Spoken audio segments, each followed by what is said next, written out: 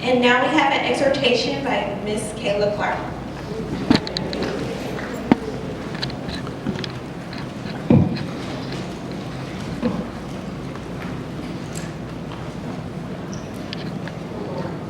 Okay. Good morning. It was kind of hard for me to find a scripture to do. Since it is Youth Day and all the scriptures come about like honoring thy mother and thy father, I didn't want to do that one. I didn't want to talk about being childlike and accepting. That one I didn't really want to do, but and then there was a dramatic one about like you entice the youth, you should tie something around your neck, and we were seeing like that's too dramatic. So I'm actually going to do the story that everybody knows, which is David and Goliath. I hear a lot about David when he's an older man, and he's like a king, and you hear David was a great man, he was a great king, and a man after God's own heart. But you learn the story of David and Goliath when you're younger, but when I get older, I don't really hear it. And since it is Youth Day, I decided to deal with David when he was an adolescent, like some of us. Yeah. So I'm a little nervous. So I'm going to be talking about like how greatness can start when you're young. And I have like 3 steps that I got from the scripture. The first one is preparation. The second one is dismantle, like when I explain it, it'll make sense. And then the third one is success or victory. So I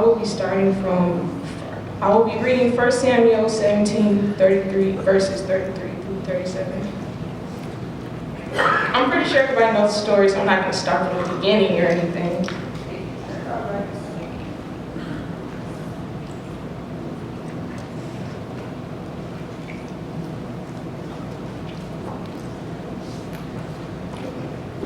And Saul said to David, "You are not able to go against this Philistine to fight him, for you are only a young man, and he has been a warrior since youth."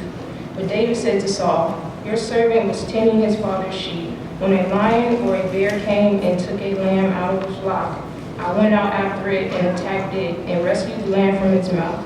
And when it rose up against me, I seized it by its whiskers and struck and killed it. Your servant has killed both the lion and the bear, and the uncircumcised Philistine will be like one of them, since he has taunted and defied the armies of the living God." David said, "The Lord who rescued me from the paw of the lion and from the paw of the bear, he will rescue me from the hand of this Philistine." And Saul said to David, "Go, and may the Lord be with you." So I'm going to start right there. I'm going to continue, but from those verses,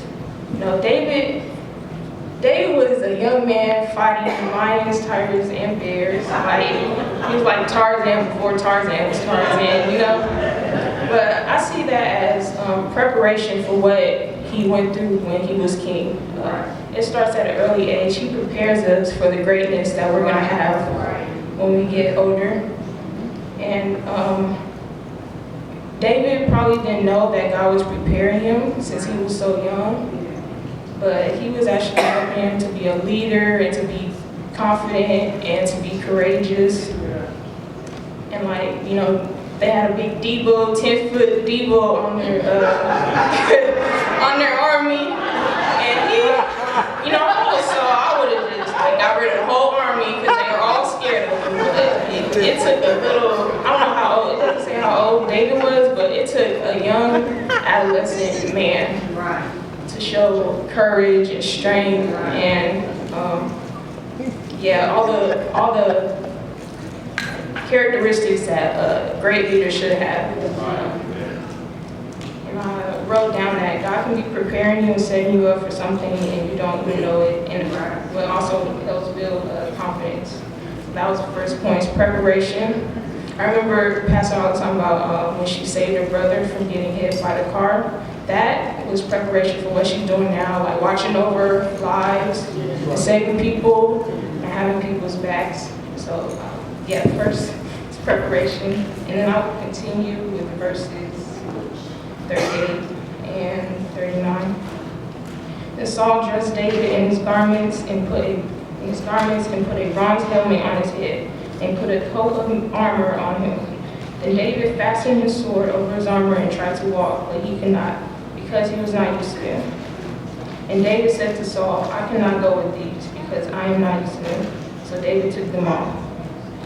I see that as like the armor that he had on was dead weight, and he couldn't move. So when you're on your way to greatness, you're gonna have to get rid of dead weight. The dead weight could be family, sometimes family, friends, a job, or an environment that you're around. Like how the church moved from Rockford to California. The greatness was here in California. You had to leave the dead weight that was in Rockford and what was happening. Oh, sorry. I didn't, not, no offense or anything, but no offense.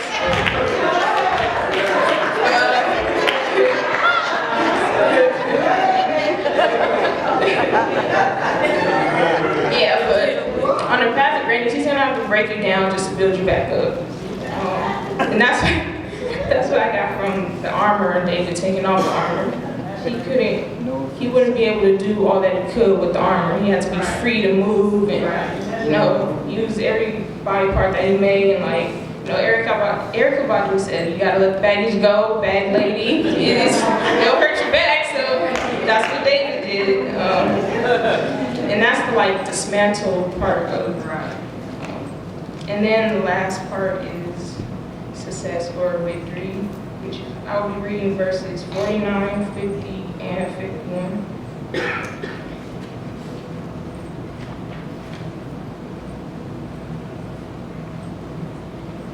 David put his hand into his bag and took out a stone and slung it, and it struck the Philistine on his forehead. The stone penetrated his forehead, and he fell face down on the ground.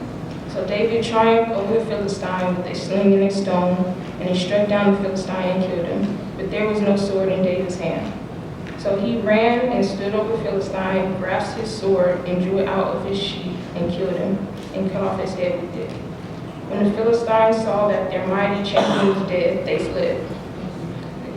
After the preparation, after the breakdown, he built David back up so he'd be ready to fight the Goliath, and in the end was success. And through our lives, he's going to prepare us, and he's going to break us down, and he's going to build us back up to be ready for the greatness that he's going to give us in our future.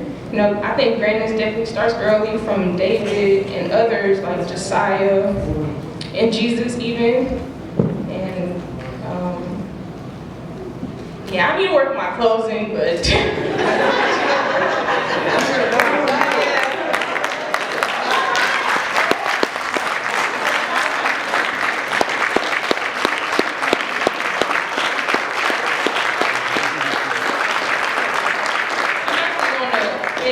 reading Isaiah 41:10.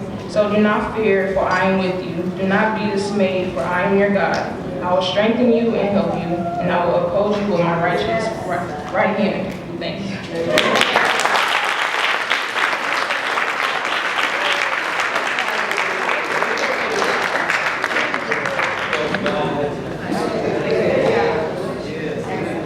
And now we have a tribute by Sierra Horton.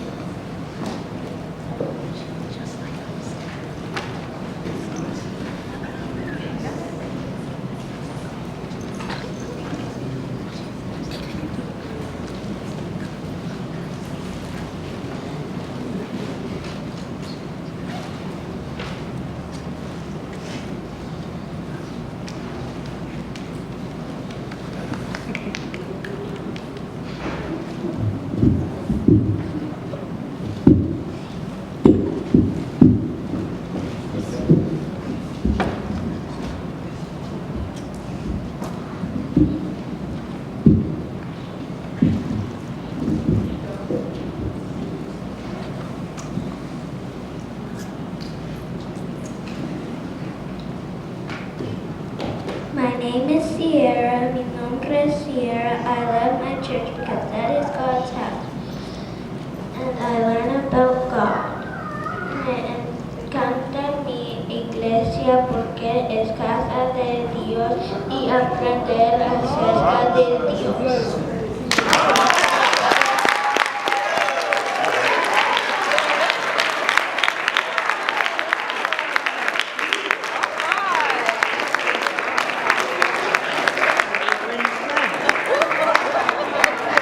Watch out now.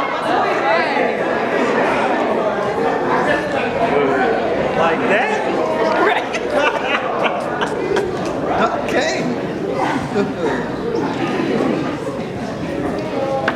And now we have our introduction into our dramatic inspiration. Jasmine Warren is coming up.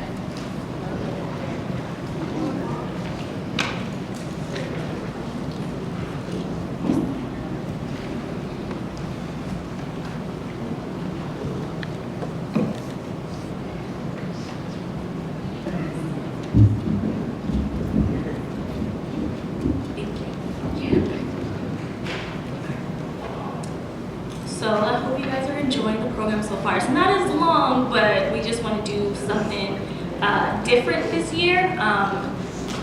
So if you could just bear with us, we're going to try something new. I just want to know by a show of hands, like, who has ever felt like they've been in a bind and they couldn't get out, but the only way that they could is if they just called on Jesus, God, to help them out to get through. So make that should be everybody in here.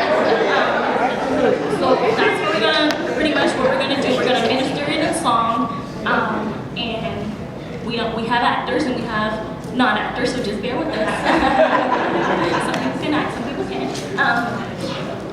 But I'm just grateful. I'm grateful to be here. I'm grateful to be able to do this. I'm grateful for Pastor allowing me to, instead of do the word, to do this instead and minister.